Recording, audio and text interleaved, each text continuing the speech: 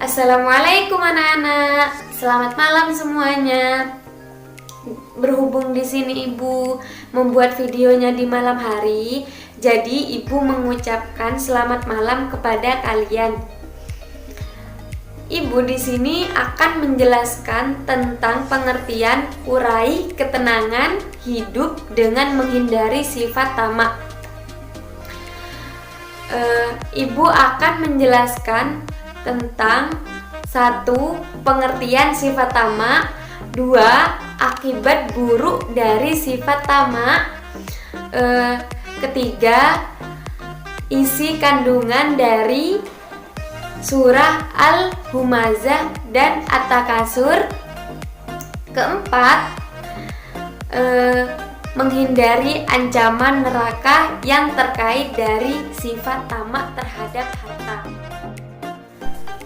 Apa sih Bu tamak terhadap harta itu? Tamak terhadap harta itu ialah suatu keinginan untuk memperoleh harta sebanyak-banyaknya. Biasanya hal ini didorong oleh kecintaan yang berlebihan terhadap harta. Bisa juga oleh pergaulan. Terus oleh gaya hidup yang hedonis. Apa itu hedonis? Hedonis ini bentuk kata lain dari hedonisme, yaitu kenikmatan materi sebagai tujuan hidup. Islam tidak melarang kita untuk mencintai harta. Islam hanya mengingatkan kecintaan terhadap harta jangan dijadikan untuk tujuan hidup. Selanjutnya, akibat buruk dari sifat tamak terhadap harta. Yang pertama, bakhil. Bakhil ini terlalu cinta terhadap harta, enggan berbagi terhadap orang lain yang lebih membutuhkan. Yang kedua, egois. Egois ini lebih mementingkan diri sendiri. Terus yang ketiga, individualis, tidak peduli dengan lingkungannya. Yang keempat, ambisius. Ambisius ini hasrat berpacu untuk memperoleh harta sebanyak-banyaknya. Yang kelima, ini harta dijadikan sebagai berhala. Yang dimaksud dengan berhala ini yaitu sesuatu yang dipuja-puja dan diimpikan, sehingga melalaikan tujuan hidup di akhir. Tujuan hidup di akhir itu yang maksudnya di akhirat. Selanjutnya, Ibu menjelaskan isi kandungan surah Al-Humazah dan surah At-Takasur. Surah Al-Humazah dan surah At-Takasur sama-sama mengungkapkan tentang orang-orang yang membanggakan kemewahan dan bermegah-megahan sehingga lupa akan tujuan dunia akhirat. Orang yang hidup bermegah-megahan, ia menganggap bahwa akan memperoleh kenikmatan yang abadi. Padahal hidup di dunia bersifat sementara, sedangkan ia kelak akan dimintai pertanggungjawaban terhadap harta yang ia bangga-banggakan di dunia. Kedua surah ini sama-sama menginformasikan tentang ancaman siksa neraka.